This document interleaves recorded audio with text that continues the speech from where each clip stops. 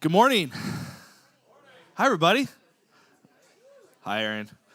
It's good to be with you. If you don't know me, my name is Mike, one of the pastors here at Redemption.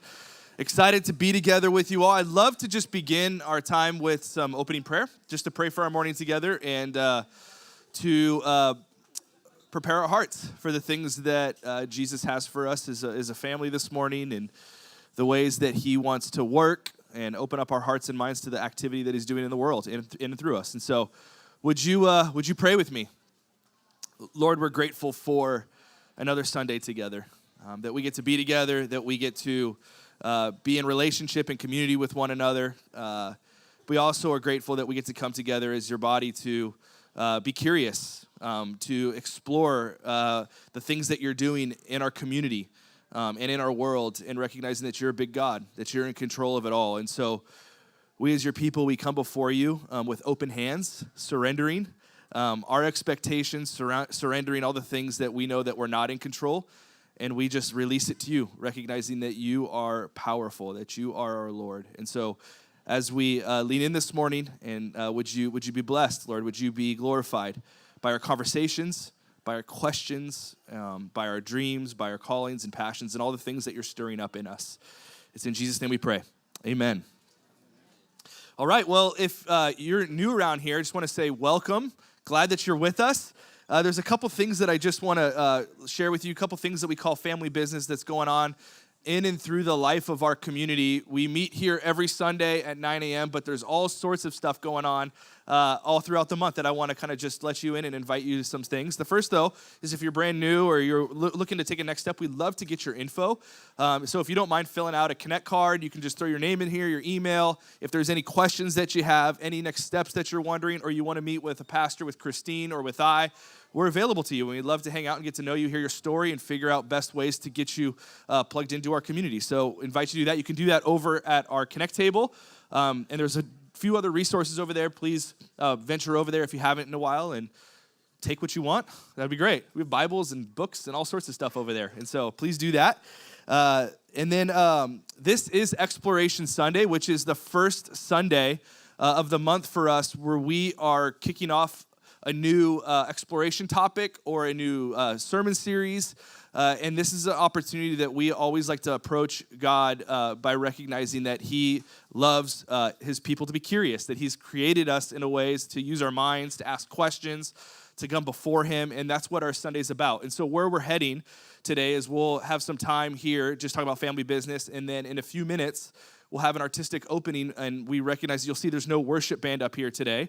That's intentional because we believe that God has created us for more ways. There's more ways to worship him than just through song. And so there will be a different expression of worship that we'll be unpacking a little bit in a few more minutes. And then we have a couple guest speakers. Well, one of them is from here, Blythe, and then Kohl from Crochet Kids. And so they'll be coming up and sharing, and then we'll have an opportunity in what we call a Q&R panel, which is an opportunity for you to respond, for you to ask your questions, for you to bring up maybe some things that you're challenged by, and for us just to discuss together. And so it's a beautiful space. I look forward to this Sunday every month, and so really glad you're here. All right, February 13th. This is exciting. We have a men's event. We do a monthly men's breakfast that just took place yesterday in this room. We do breakfast burritos. That'll be coming up again in March, but we do a quarterly just men's hang. This is just an easy way to get plugged in if you're looking to meet some other guys in the community. We'll be at Green Cheek February 13th, and we'll just do happy hour together. So just pop in when you can, come hang out with us, grab a burger or whatever you want, and we'll be there hanging out in the patio. And so would love to see you February 13th at Green Cheek. If you have any questions, you can just ask me. I'll let you know more about that. The next thing is an Emmanuel approach, which is a monthly rhythm that we have on our prayer ministry, and it's led by Michelle Craig at her house, which just is a powerful. Who's been to the Emmanuel prayer training before? Cool.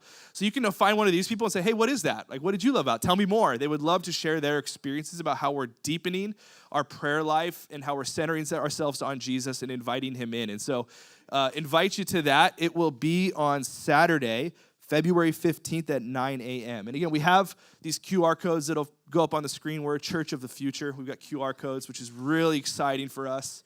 And so You can just snap one of those pictures and take a picture of the QR code, and that goes to our calendar on our website, and then you can kind of just see all the different things popping up and sign up for something on there. That would be great. Thank you to those who are giving regularly and those that just give to our church. We wouldn't be here without you, and it's fun to see the ways that God is opening up our hearts in generosity and the ways that we're exploring and entrusting him with our finances and recognizing that he has called us to steward those things well. And so thank you for giving. You can also go ahead if you want to give cash or drop a check. We have a giving box in the back. Or if you have some questions about where your giving goes and you want to meet with the pastor, again, Christine and I are available to meet with you. Have any questions about our giving and what our finances from our church looks like? We are an open book here, and we'd love to talk with you about that. And so let us know. All right. We are kicking off, as I mentioned a few minutes ago, we're kicking off a brand new exploration topic, a brand new teaching series called The Economics of Jesus. How exciting is that, right, everybody? Economics of Jesus. Let's go. This is in line with our annual theme called Jubilee, the year of radical release. And we will take some different subtopics to unpack what actually God's stirring up in our community. And one of the things that we'll come to see, and we've come to see with Jubilee in this Old Testament rhythm, is generosity. And that is a marker of Jubilee, that God has in fact wired us and has invited us into generosity. And when we lean into the economics of Jesus and when we look at the Gospels and look at his life and ministry, Jesus said some pretty radical things about generosity, didn't he? He said some things that were completely countercultural to the time and space that he inserted his life into. He said, you cannot serve both God and money. Pretty revolutionary. He said, it's more blessed to give than to receive. He said, those who are honest with little will be entrusted with much.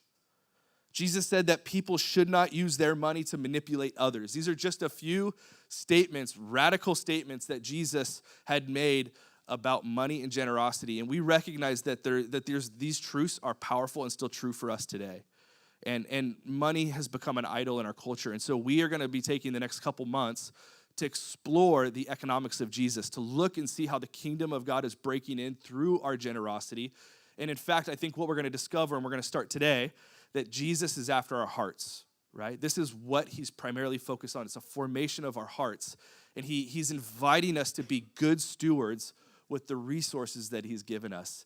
And generosity is the focal point of all of that. And so I'm excited to lean in with you all in that, excited to see how God is going to be stirring up things. We had our men's breakfast yesterday, and we had an hour conversation just around tables about like wrestlings and challenges and excitements around that topic by itself. And so I know that's happening in a lot of different pockets. And so we're up for a really fun journey this year. And so glad you're with us.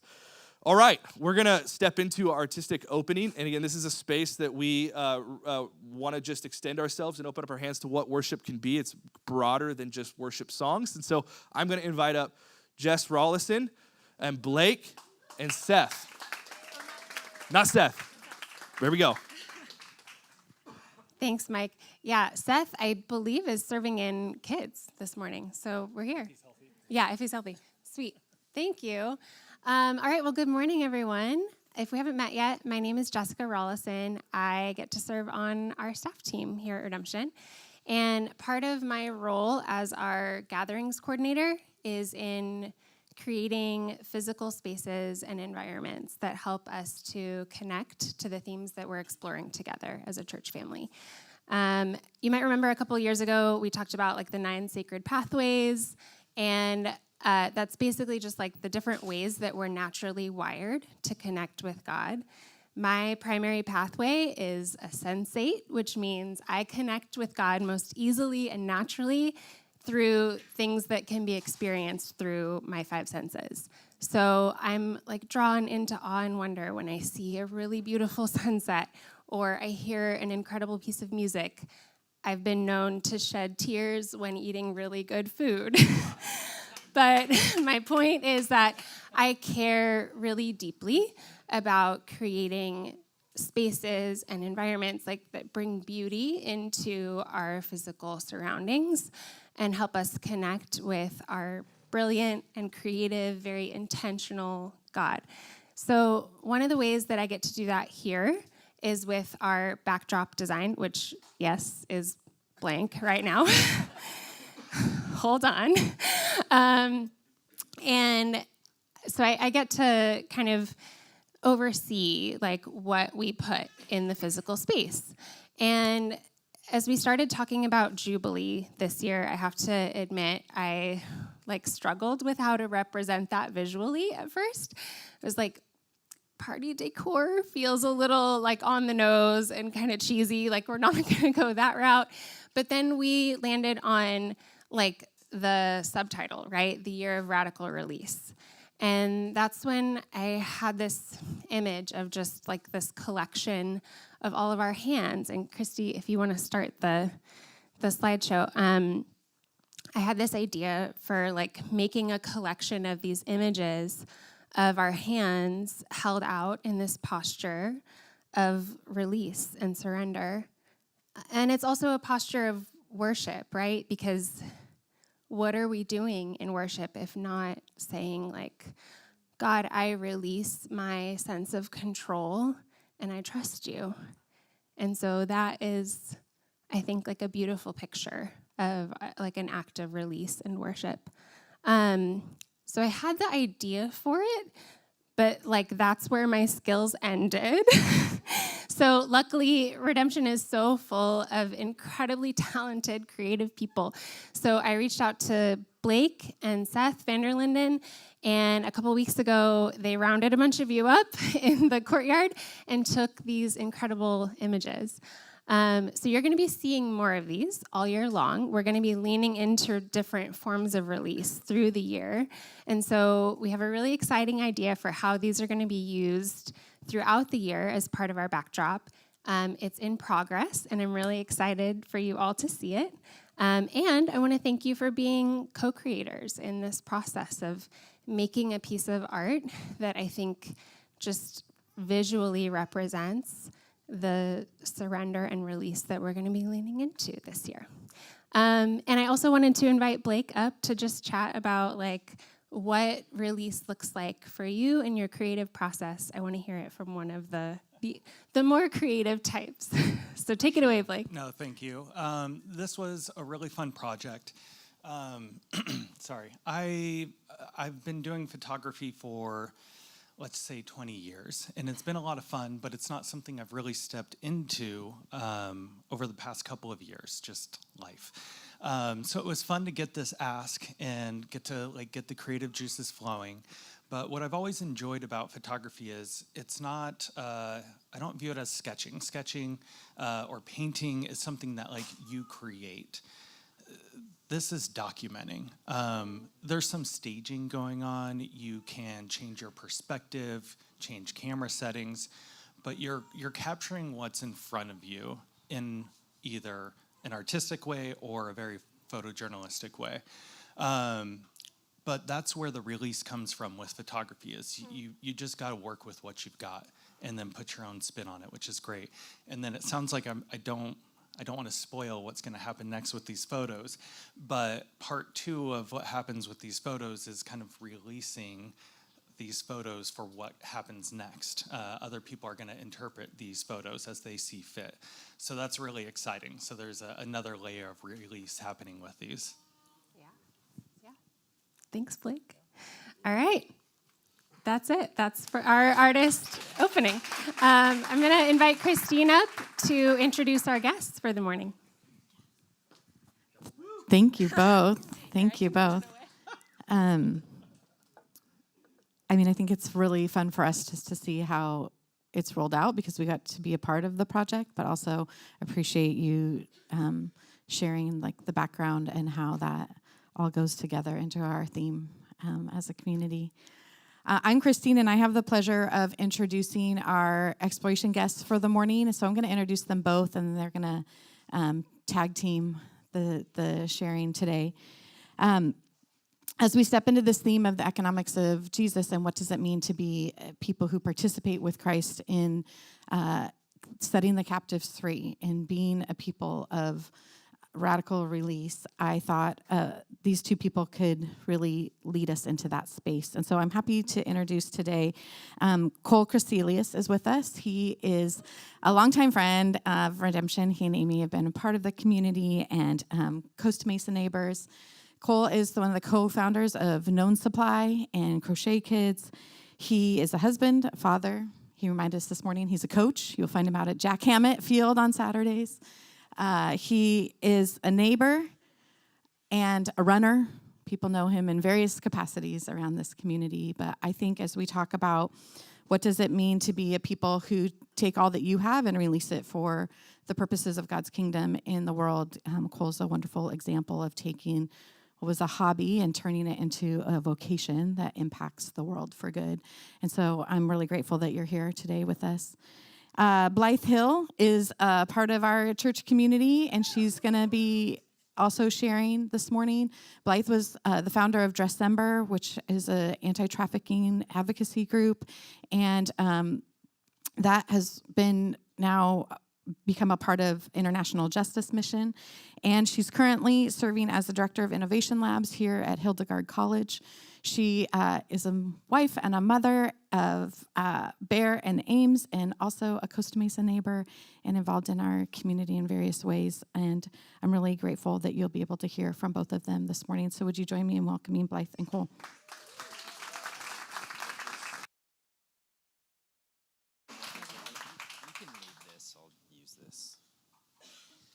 Hi, Blythe. Good morning. Hello, everyone. My name's Kohl. I was joking. Oh, hi. Whoa. The response. I was joking earlier that Christine initially reached out to me, and I just said yes because it's Christine. Hello? Oh, legitimately, has anyone ever said no to Christine? Like, actually, I was, like, trying to think. I've known her a long time, and I'm like, don't know if that's ever happened. And I wasn't going to be the one to start that. So here I am. But then as I heard more about the year of Jubilee and really this idea of the economics of Jesus, it's something that I am, like, deeply, deeply passionate about and has been something that I've oriented my entire life around, my vocation, my day-to-day, all of that. So I was really excited to get to share. So thank you for having me. And Blythe's amazing. We've also known each other a long time, so special we get to do this together. A little bit of background for those of you who don't know these names, like Known Supply and Crochet Kids and any of that. In 2007, it's getting further and further away. I guess that's how time works. Been doing this a long time. In 2007, some friends and I had an idea that we would travel to Uganda and we would teach women there how to crochet.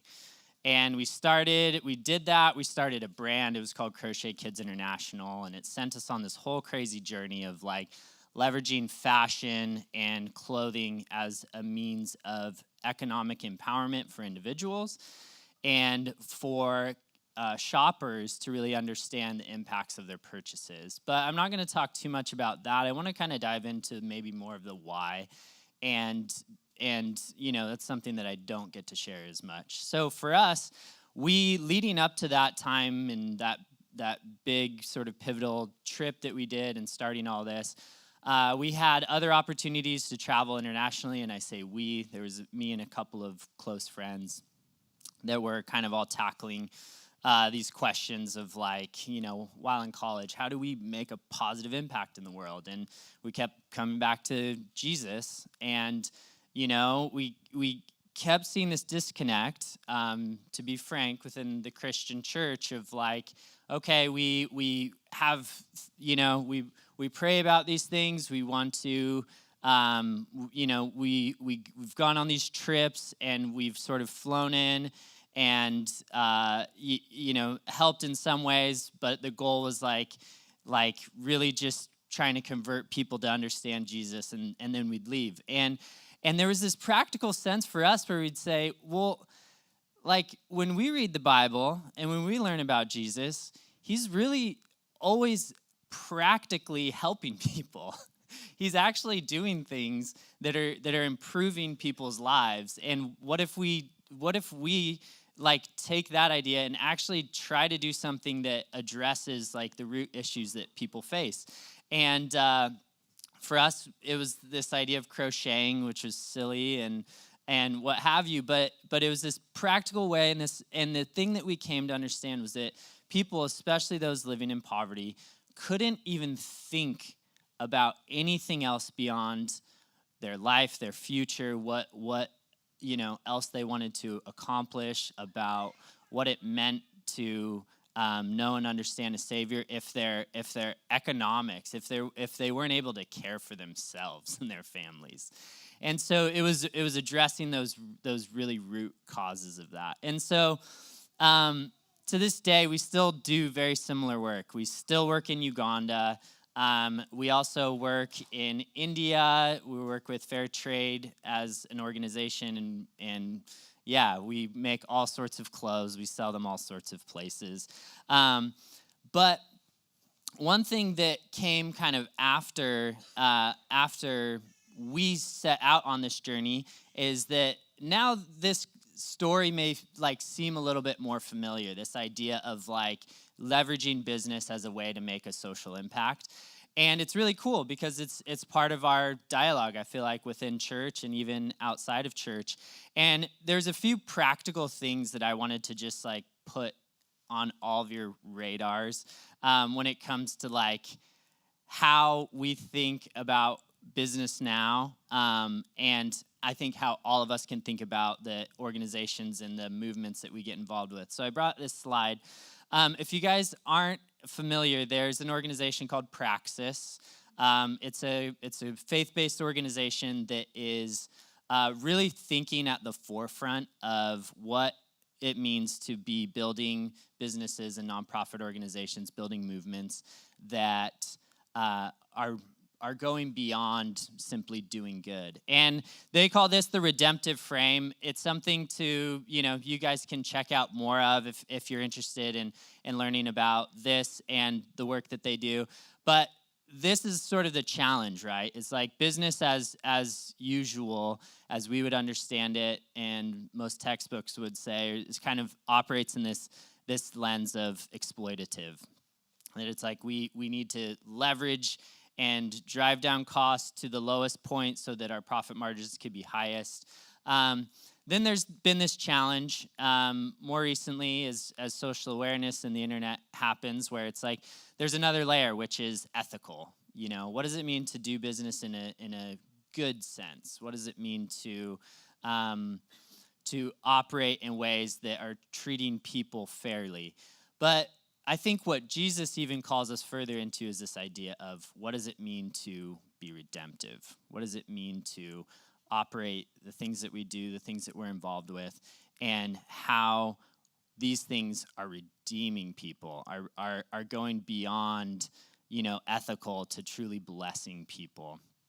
And that's something that, happens from an entrepreneur's lens like myself, but I think it's a challenge for all of us in what we do in our day-to-day lives. As I've got involved in, if you just look at fashion and clothing alone, it's very quickly got into this concept of sustainability and how do we, how not only as I'm making the clothes, but how as we as shoppers, as people engaging with businesses, how do we not only live in the exploitative or the ethical, but what does it look like to move beyond and into this redemptive space?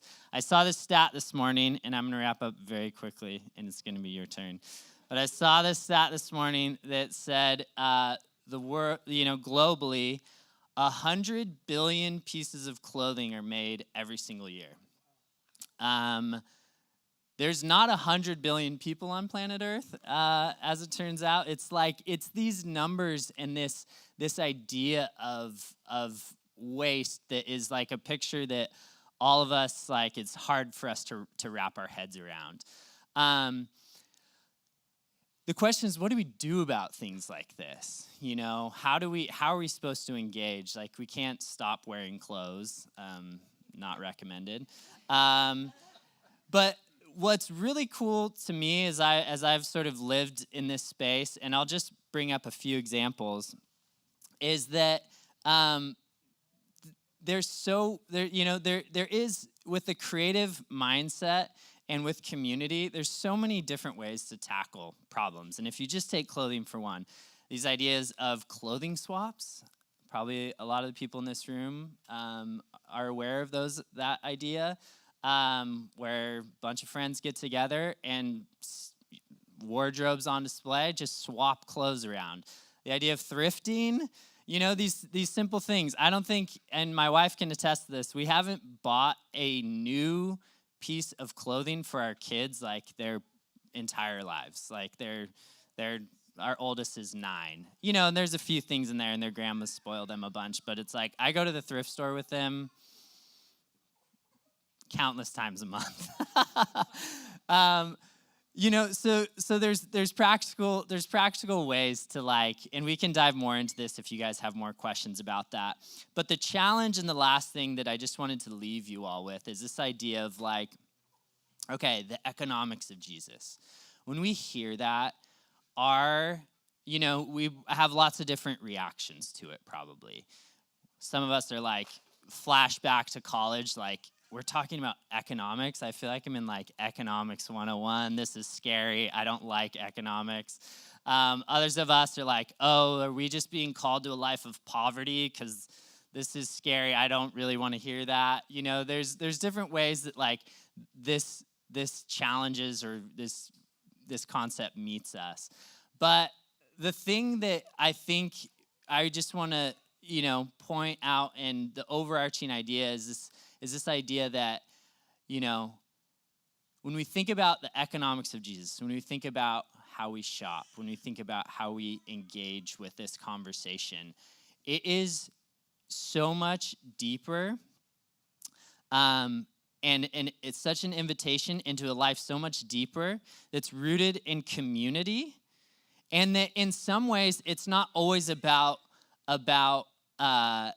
having less, or it's about, we have to give up everything. It's like, some of it is like the way that you do it. Say if you do something like these clothing swaps or these, shop at thrift stores or what have you, just again, to focus on clothing. It's like, a lot of times those are things that are economically beneficial to ourselves as well, right? Like these are things that Jesus is pretty smart, I've come to find out, and it's not this like super black and white thing, but it's an invitation to, like, discover so much more and to lean on one another and to really dive into, like, what is, you know, we as a community, I think, is the question. How do we approach this and do it in a way that's, like, more fun and just something that really is beneficial, and that's not just a lose situation. So that's kind of my encouragement. Think of lots of questions. We're happy to answer lots of them after this. But I'm going to take this time to let Blythe take over. Thanks.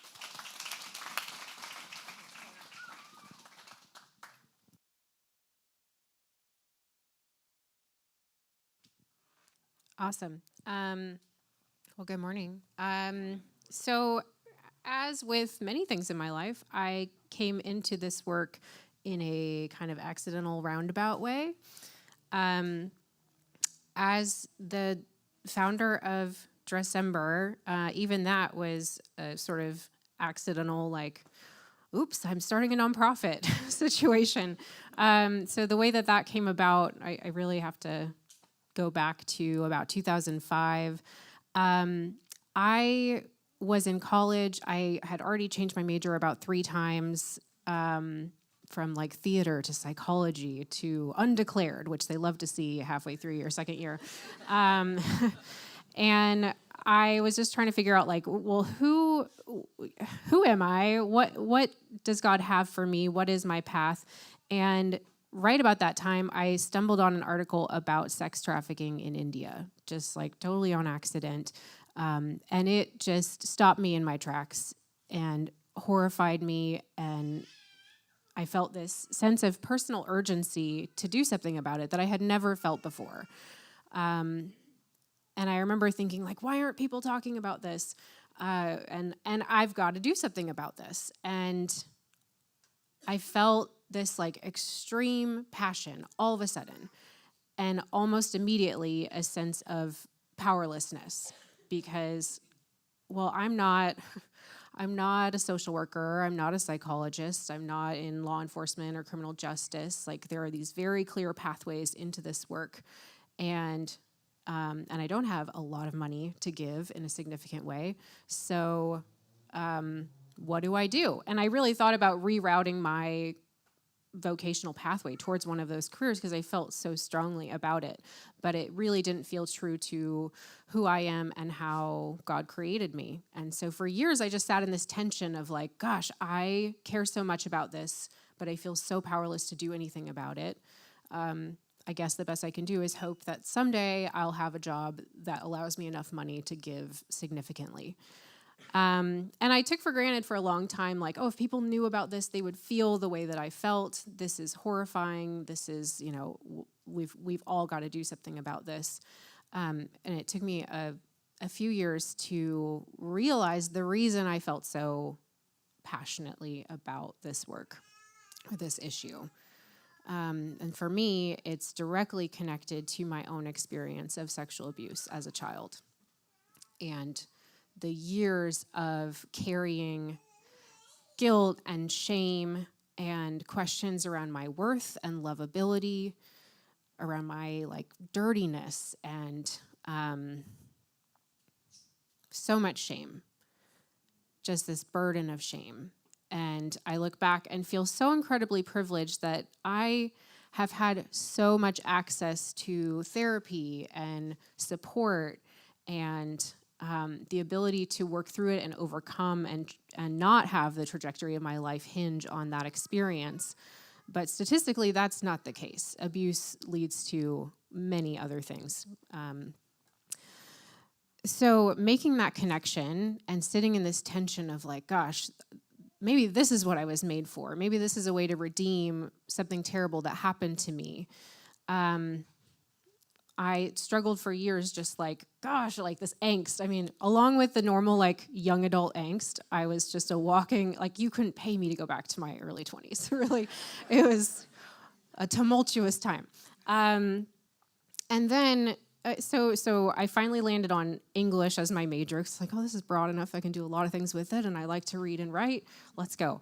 And I was just overwhelmed with reading and writing and assignments and had no time for my normal creative outlets. So I came up with this really like quirky idea to try to find a creative outlet in the way that I dress every day. And I thought, I wonder if I could wear only dresses every day for a month. And I happened to have this idea in November. And so the next full month was December. And I think the first time it left my mouth, I was like, I'm going to wear only dresses in December. I love puns, and so it became Dressember very early on. I was like, oh, that name is so good, now I have to do it. And I did it, and I had a blog where I posted my photo on Blogspot. I posted my photos every day just to prove that I was doing it, and had a lot of fun, but never planned on doing it again.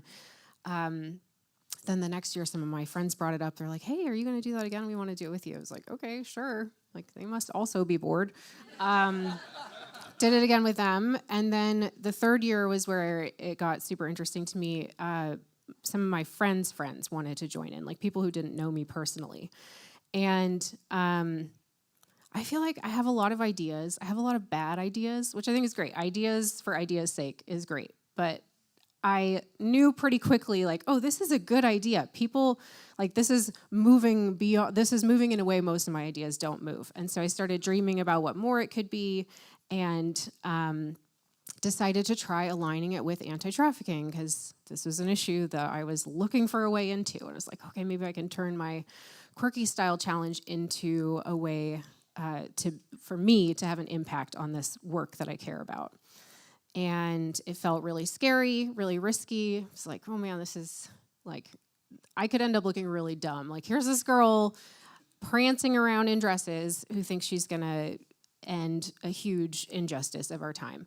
But I remember thinking, okay, if I can help even one person, it is worth looking like a fool to 1,000 people. And I actually took a dry erase marker and wrote on my bathroom mirror, 1 is greater than 1,000. And that helped me just get started with it. Like that mindset of like, this is too important not to try. And I set what felt like a huge goal to raise $25,000. And we ended up hitting that in 3 days. And then within the month, we raised 6 times my goal. We raised $165,000. And I realized, oh, this is a much better idea than I realized. Like, oh, turns out a lot of people care about this issue and are looking for a way in. They're looking for something to do. Maybe they don't have the time, the money, the qualifications to engage. And so what I thought was a pathway for me to engage in something that I cared about ended up being this pathway for eventually tens of thousands of people. Fast forward 12-ish years, we've raised over $20 million through primarily this annual campaign. So just like an incredibly honoring and humbling experience. And really showed me like, okay, God, I think God really delights in our creativity. He loves to see it. And he loves to see us take those little steps, little yeses. There was a verse early on that I loved that's, do not curse the day of small beginnings, for God delights to see the work begin. And pretty early on, connecting with our topic here of fashion and ethical consumption, pretty early on, someone wrote in, people would write in all sorts of things. That was another story. But someone wrote in, I was like, oh, this is actually like a valid point. And they said, hey, are you encouraging people to shop ethically when they buy their dresses that they're going to wear for this campaign? Because if not, there could be this really unfortunate irony about advocating for the freedom and dignity of all people while wearing clothing that has been produced by people who are being mistreated and abused or underpaid or not paid. And so it led to this larger question of how are our clothes made? And this was a brand new question and topic to me in 2012-13. And that year, 2013, there was actually a really significant thing that happened in the fashion industry, which was the collapse of Rana Plaza in Bangladesh. This was a garment factory 8 stories tall that collapsed and killed 1,100 people, injured 2,500 more, and sparked this conversation about ethical conditions, or what are the conditions where our clothes are made. Initially, every brand denied having any connection with Rana Plaza, and then it came out that like Walmart and Mango and a handful of other Western, like a bunch of Western brands were actually connected. So this question of who made my clothes became like a mainstream question. And so it was an authentic question for me, and I didn't want to enter into it as some expert or, I was even hesitant to lead it or step into it as a leader, but I said, hey, I'm on this journey with you all. What are some like baby steps we can take? Because this is an overwhelming reframe of the way that I shop, I consume, the way I look at purchases. I was someone who loved like a tipsy Forever 21 trip. I actually did that a couple of times with like a Friday night tipsy Forever 21. It was dangerous for financial reasons. But so I thought, okay, the first thing I can encourage people to do is just like think about this, decide if it's important to you. And I can't believe I shared that. I blame the Sudafed. Okay. Okay, so I encourage people like, hey, just take a month off of shopping for clothing. Just like pause to reset, because I had been in this like, just if I had a bad day, I'm gonna go buy something, or like retail therapy. So that was kind of the first step I led people into, or said, this is what I'm doing. You're invited to do that as well. And then like Kohl mentioned, from an environmental standpoint, the waste involved in fashion, the pollution, it cannot be overstated, the impact that it's having on the globe. So I still am a big fan of shopping secondhand. I don't have as much time to scour the racks at thrift stores, so I love there's some great online secondhand sites like ThredUp, Depop, Poshmark. I love those. And just extending the lifespan of your current clothing, buying quality over quantity. And then what I'm excited to talk a bit about today, if we want to, is this idea of like the responsibility, or like whose job is it really to change the way things are produced in the world? Is it our job as consumers? Is it corporations' jobs, lawmakers? And I think like it can be really overwhelming if we think like, well, is it my job? Whether it's my job is one question. Is it my responsibility? I think that I do have a responsibility with the money that I spend, and I certainly have power in the way that I spend my money. And December, among other things, has taught me the incredible power that we have even in our smallest decisions, especially when we come together as a collective. Nothing changes if nothing changes, and we actually have incredible power to bring about change. Okay, I'm over time, so I'm gonna wrap up there.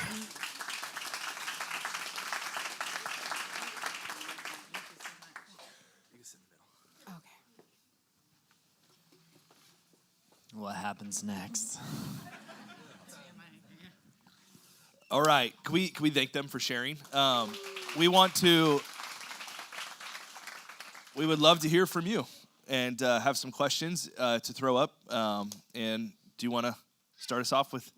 Sure. Here you go. Well, thank you. Be thinking about your questions. We're going to come around with a mic. I'm going to just start us off.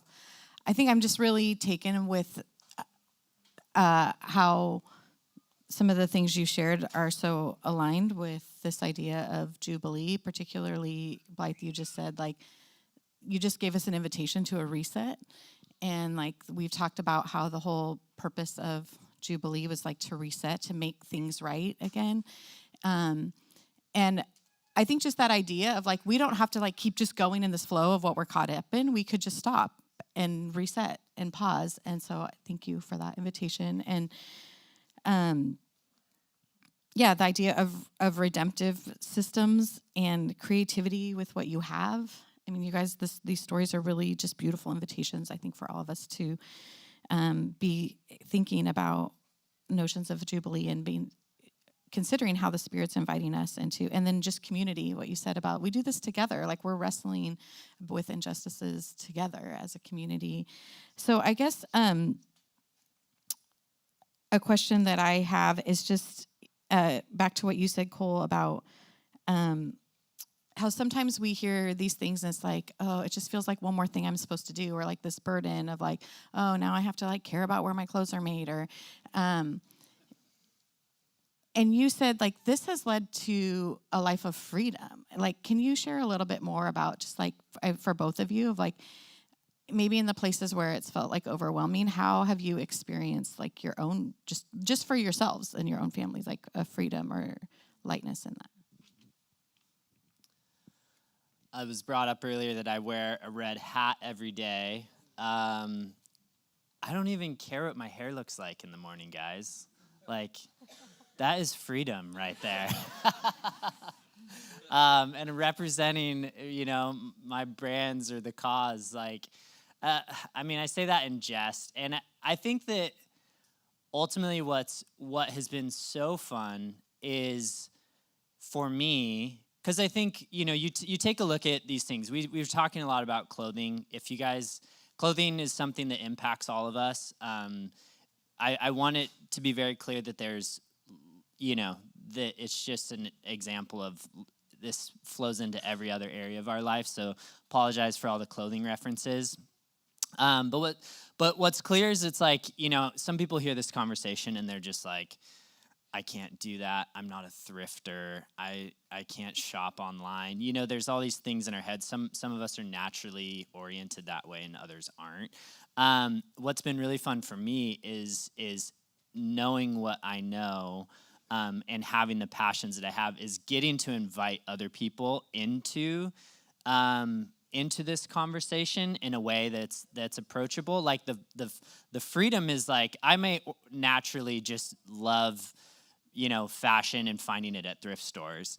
But a lot of other folks like don't even know there's an issue at hand, and B, don't know what to do about it. And so the freedom for me is like helping educate and invite people into the conversation in ways that make it feel a little bit more approachable, and helping them understand that it doesn't have to be everything all at once, but that it can be incremental, and picking, very small ways that we buy, and taking an extra 2 minutes, 10 seconds even sometimes, to research and understand the quality of the item that we're buying, how it will last, where it was made, are there any certifications associated with it. Like educating people and arming them with the tools so that they know a little bit more is the most fun. I have a little series I do on Instagram called Tiny Mic Big Topics.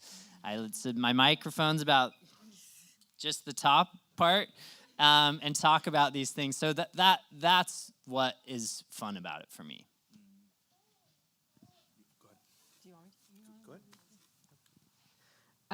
Yeah, I think about freedom from shame. A lot of my journey has been a journey to be free from the shame that I was carrying. And there isn't, unfortunately, like the one instance of shame. Those like times where I went and bought it never felt good. Retail therapy never felt good. There was always like a feeling, even if I couldn't name it, there was like shame of like, oh, I don't like that this is how I am coping. I don't like that this is where my money is going. And beyond how those clothes are produced, or how long they lasted or didn't last. So I see the whole journey as like freedom for me from shame and into something greater. And then the bigger picture of freedom, I think if we say we really care about the dignity of other people, even people we haven't met, not especially, but including the people we haven't met, and their livelihood and how they're treated. And 80 to 85% of global garment workers are women. Many are mothers, I'm sure. So seeing myself in those women and fighting for their freedom. Something happens with my own freedom when I'm fighting for their freedom. It's like freedom on a soul level. And like Kohl said, the freedom to take baby steps, like being gentle. This is not meant to be a shaming journey of like, oh, like stop shopping from these brands. It's like, okay, this is an invitation to think about things in a different way, and then take steps toward it. And listen, like no one is perfect. It is impossible to buy everything, to know where everything came from, and to buy everything ethically. I still shop Amazon. I have children. I don't know. Like I need to, but I'm trying. I think the difference is trying, and there can be freedom and grace in that effort. We'd love to open up to all of you. Who has a question? Jess is coming around. Cool. All right, we got questions coming. Is this like a twofer deal? No, I'm not with him. I don't know this man. Just kidding. Great job. My thought, and something that Kyle and I have had a lot of conversations about, is you guys had the passion and the heart pull, and you raised the funds. I feel like a lot of the holdup is like that next step of figuring out like where to funnel said funds.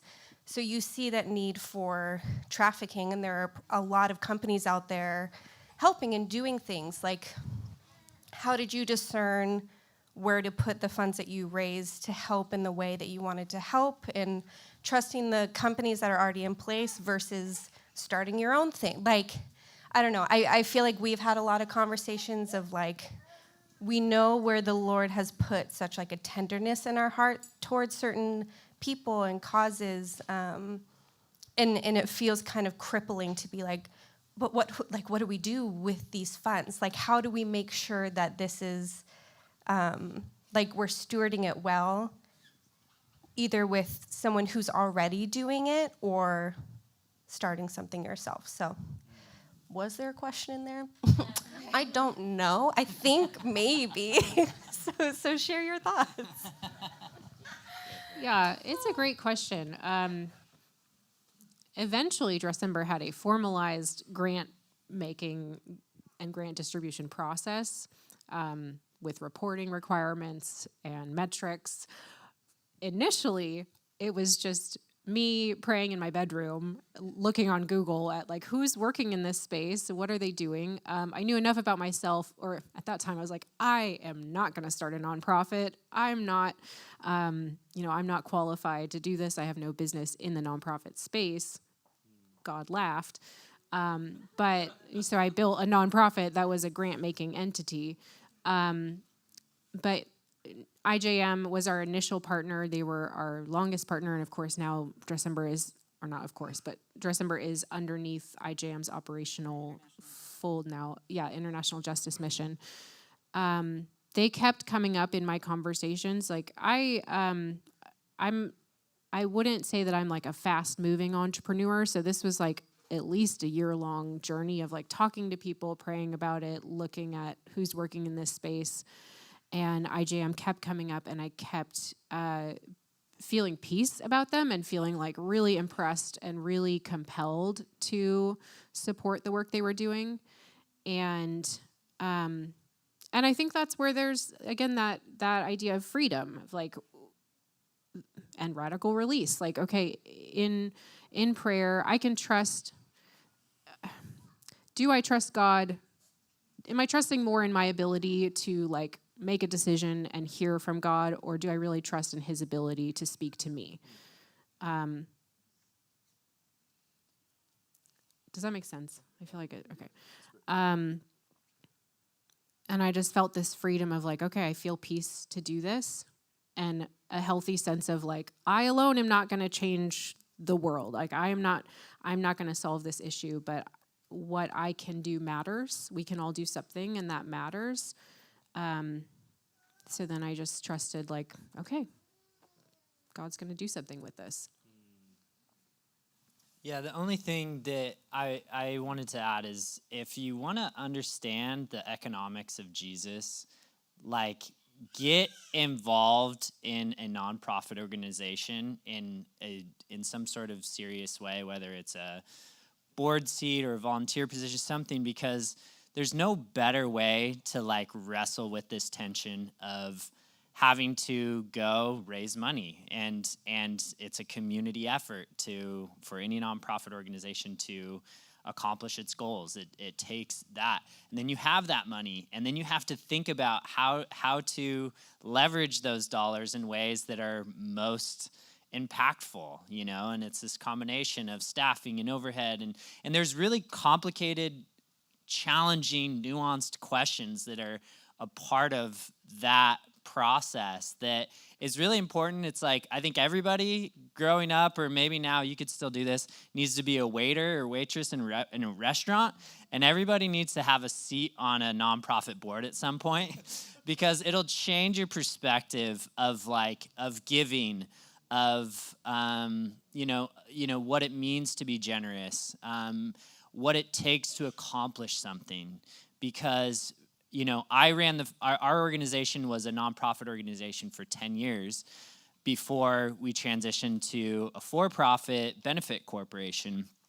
And there's good and bad to both sides, and I'm happy to talk to anybody about those if you have questions afterward. But the thing that I loved most about a nonprofit was just that it only happened if people got involved. This idea of this like this hero entrepreneur that's like a part of the narrative of the American culture is so it's so backwards, whereas like a nonprofit's like it only happens if the community believes in it. So getting involved and wrestling alongside people who are in these organizations is something that I'd encourage everyone to do at some point.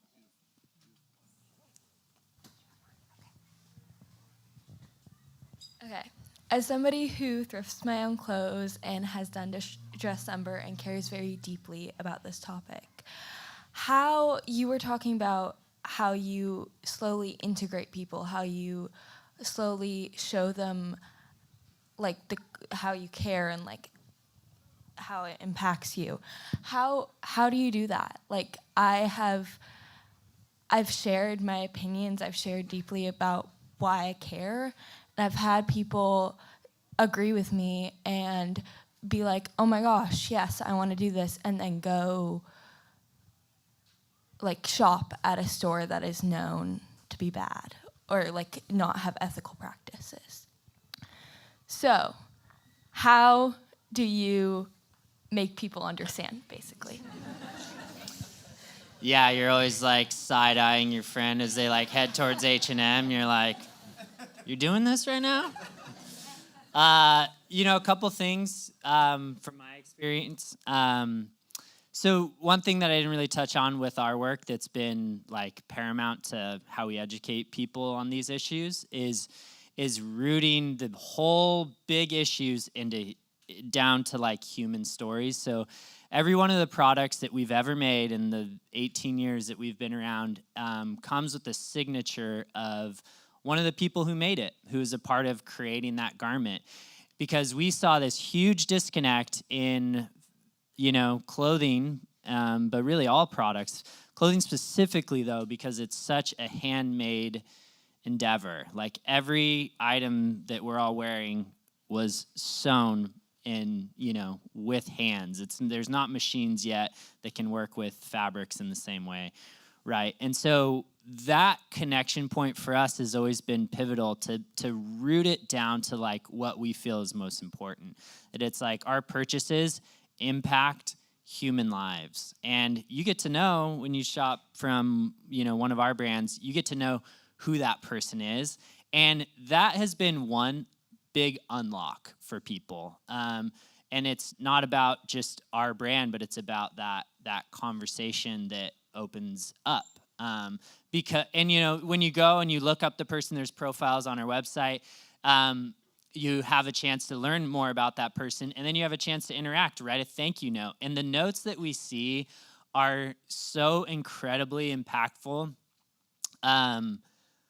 There was one just the other day where somebody found the person who made their item. Her name was Juana Sanchez. The maker's name was, and this person writing said, I was so grateful. A friend of mine gave me this T-shirt, and it was a really nice gesture. But then I looked inside.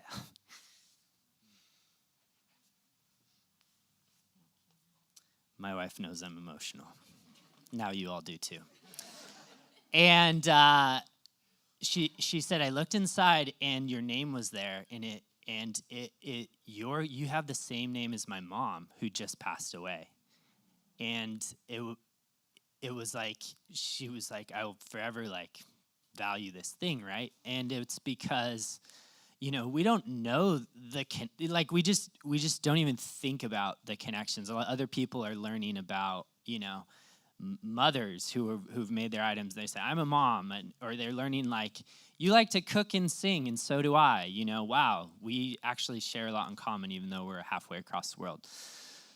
So that's one thing. And then the last thing I was going to say is like, I think some people just need to like get a win when it comes to like thinking about different shopping habits. It's like we can only be like educated and or shamed into like making different decisions so much when we really need to know that like my belief is like, it's cool about thrifting secondhand, doing these kind of alternative ways of buying stuff is you actually get way more unique stuff, and it's cool and it's not really repeated.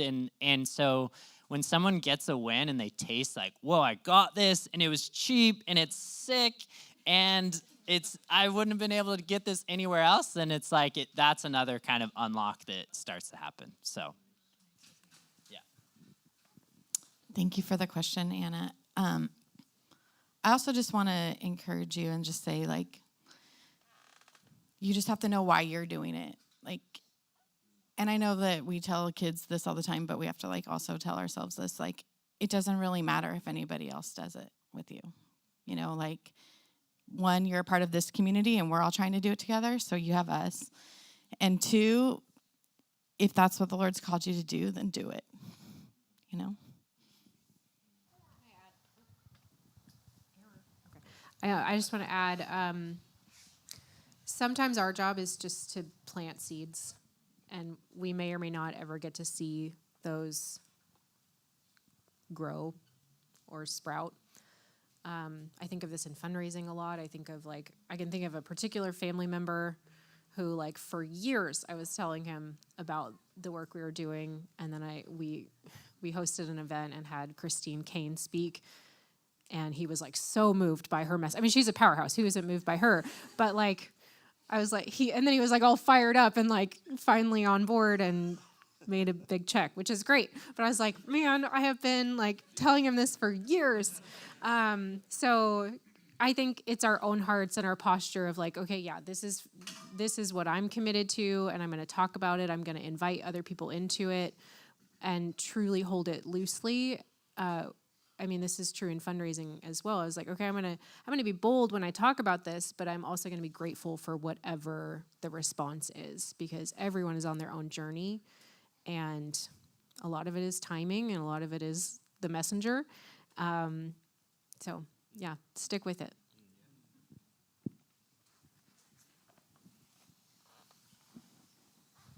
Was it me? Are you sure? Okay. All right. Can you talk, Blythe, you mentioned this, can either of you talk about the connection between individual activism and advocacy? Because obviously, like, there are systems that we're all playing a part in, and there are people that have the power to change systems. So can you just talk about, like, what is a step that we can take? Is there, like, something that we can, like, call, do, write letters, like, just things that we can do in the work of activism or advocacy?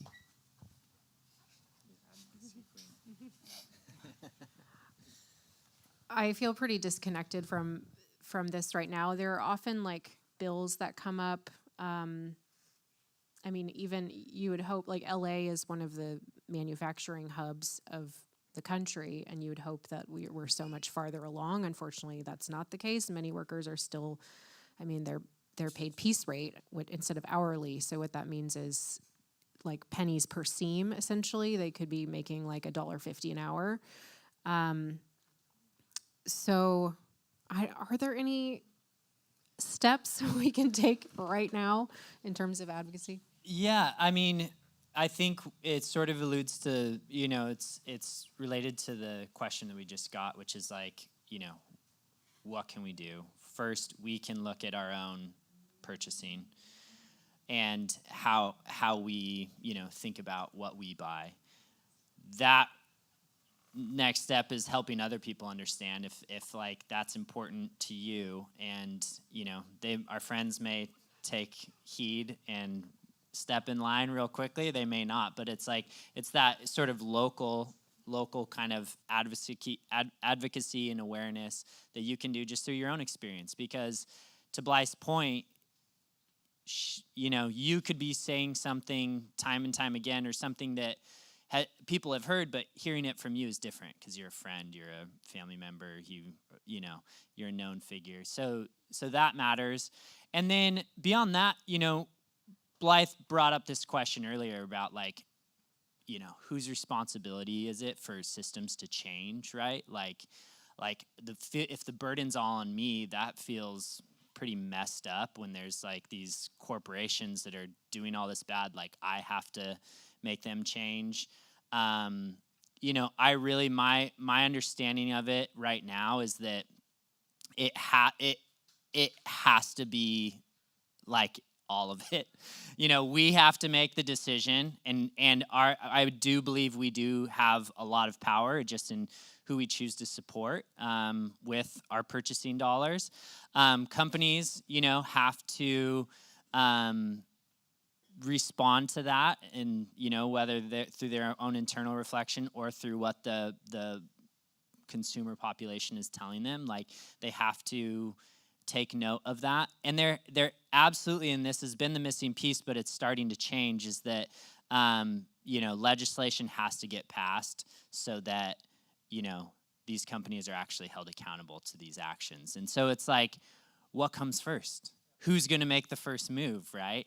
And if we all stand and are playing like a big game of chicken, like nothing gets done. But if we as individuals start to act, and then we as communities start to respond, it's a domino effect. And there is some like really great work happening. There's actually, I didn't want to put you on the spot, but that piece rate thing, there was a bill in the state of California that passed in the last like 2 years that eliminated piece rate pay in the state of California.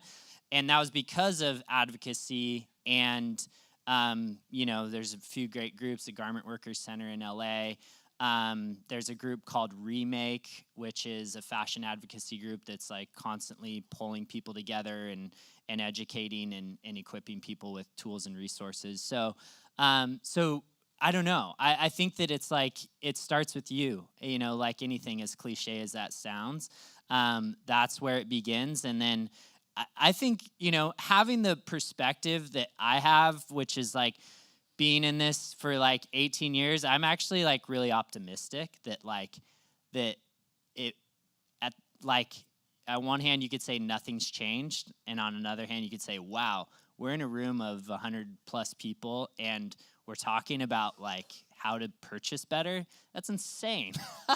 This wasn't happening 10 years ago. Like, this sort of like Martin Luther King quote of like the arc of justice is, or what is it? The arc of the universe bends towards justice. It's like that. That's what we're realizing in our day-to-day actions, in our community conversations, and I think that's pretty special. So.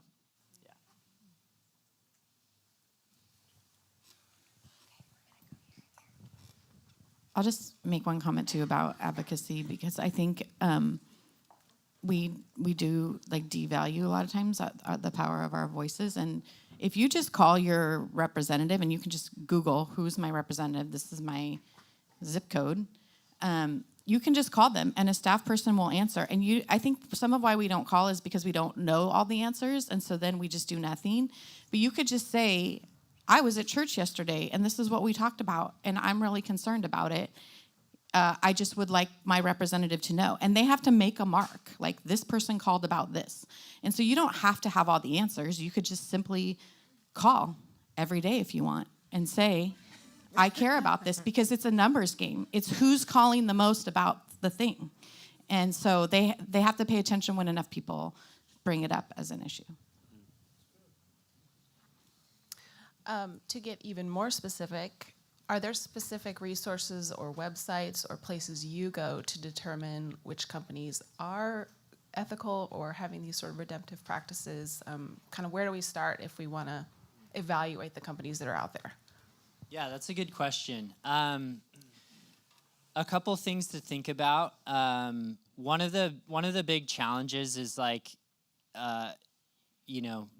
there's different words for it, but people call it greenwashing, which is like, you can read websites and everyone can say, we have ethical practices and we care about people. One of the things I always look for when shopping brands is certifications. So like third-party verifiers that say, hey, not only do we say we care about these things, but we actually back it up with these certifications that prove that we take these things seriously. Where you go, there are some great resources. There's one called Good on You is one. It's an app that sort of it's a high level look at like they sort of have like a good, better, best ranking system for brands that you could like filter and figure out, in a broader swath, like these are all brands that say that are, care about ethical practices. They're a great resource. Blythe also mentioned Fashion Revolution is another resource that's constantly trying to, uplift and highlight the brands that are caring more about the process, about supply chain. Remake is another organization that I mentioned. Remake also has kind of like a directory of brands that they approve as well. And I think those are good starting points, and it can help maybe as a discovery tool, will help you like understand if there are brands that you didn't know about before, but that have ethical practices and that are in line with like your sort of fashion aesthetic. It gets you started in that path for sure. We'll take one more. Do you have, and then we'll wrap up. Hi, on this side. I think I missed one. Kyle over has here. it. No? Okay. All right, great. Coming back over to the right. I just have a question of how do you reconcile the tension of like, say this is successful, if everyone starts thrifting, then from an employment perspective, the people you're trying to help aren't making garments, even if they were paid so little. Like, not to justify, our consumerism, but the idea of like, gosh, our dollars really are saying and supporting certain people, and just playing that out. I'm sure you've gotten there, and like, how do you reconcile with maybe then more the redemptive? These people still need to be employed in some way. It's just complex, as you are in it more than all of us. Yeah, I think this question comes up naturally in this conversation. I think were we all to suddenly stop shopping, things would change very quickly. In the grand scheme of things, I mean, there are flaws to the fashion industry in terms of how disconnected some of these brands are from their supply chains. There's like a system of subcontracting where, oh yeah, we don't have any goods made at Rana Plaza because they didn't even know that they did. It's like contracts, subcontracts. So they would need to clean up that chain, which would take a lot of time and work, money. But there's also a statistic I've heard that a brand like H&M would only need to raise the cost of their items by an average of 25 cents in order to fairly pay workers. And these brands, some of the higher ups, they're literally billionaires. So it is a completely inequitable system that needs a complete restructuring. So I do think a dramatic action is necessary, and whether it's all of us or enough of us, that would be a big push in, I think, a great direction. And I think, Nicole, I want to hear your thoughts too, but I don't know. I think for us, there's the invitation to imagine a better world for people in every step of the chain. And how do we make that happen? Yeah. There's like economic principles that say like, some people would argue, even if somebody has a job at a sweatshop, that's a job. That is income. It's on the economic ladder, they're on the first rung, but at least they're on the rung. What if they didn't have that? Would they have anything? And I think that's just where we have to transition our mind from like exploitative, ethical to like redemptive. Yeah, they do have a job, but it's like, is that a way of like living? Like, is that like the best that can happen for them? And so I think it's more about, where we choose to support, and how that uplifts a system. When we started, there were no certifications within apparel at all. So what we did was we literally built our own factories from the ground up because there was nobody producing clothing ethically from like a clear, like certified position, right? Fair trade, we know that name. Fair trade started in coffee and chocolate, and it wasn't until the last 10 years that fair trade, as we know, fair trade certified, that sort of mark and logo, that didn't even start until 10 years ago in apparel and home goods. So that, it's like what's happening now is there's 40, 50, now there's probably over 100 apparel factories that are on this certification because people demanded it, because people asked for it. Some factory owners chose to do it because they wanted to. They thought it was the right thing. Some chose to do it because brands were coming to them and saying, hey, we'll only buy from you if you're at this, certain level of certification. So it's like, it's kind of like, we're a fashion brand, and I tell people all the time, like, don't buy from us. Like, if you don't need something, don't buy from us. I encourage people to thrift. And why we can do that is because of a whole other topic that we can talk about another time, but it's just like, what does growth and success and, a successful business look like? And if your expectations aren't having to grow 50, 100% every year, and there's a lot of call within this space for, what do they call it? Basically like a downsizing of companies, which is kind of crazy to think like, H&M, you know what? You guys should just be smaller. That would solve the issue. I don't see them buying that for some reason. But creating models and creating like what it could look like in its best form to allow for a pathway for other people to see like this can happen, and to help an industry understand that things can be better and that customers actually will support and buy that. It's like that's the like incremental progress that is most important, and that, my friends, is the economics of Jesus.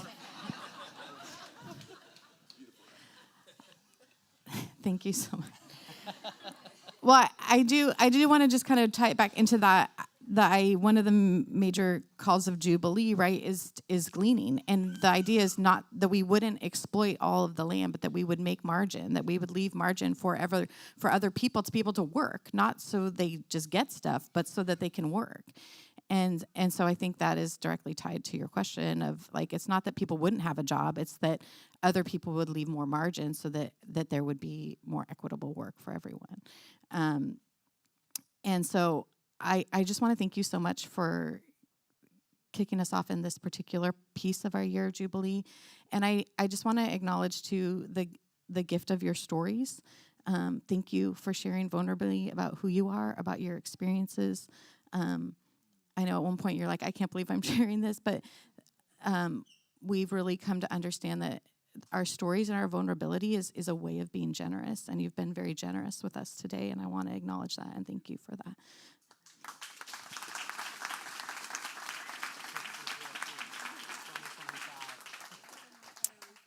We are closing our services with the Lord's Prayer throughout this year, and I just want to point out that we're doing this benediction not as just a rote way to say something together, but in the hopes that this way that Jesus taught us to pray would sink deeply into our souls as we say it week after week after week together, and not just sink into our souls, but flow out of us into our practices around the world. And so would you stand with us to say the Lord's Prayer as a benediction?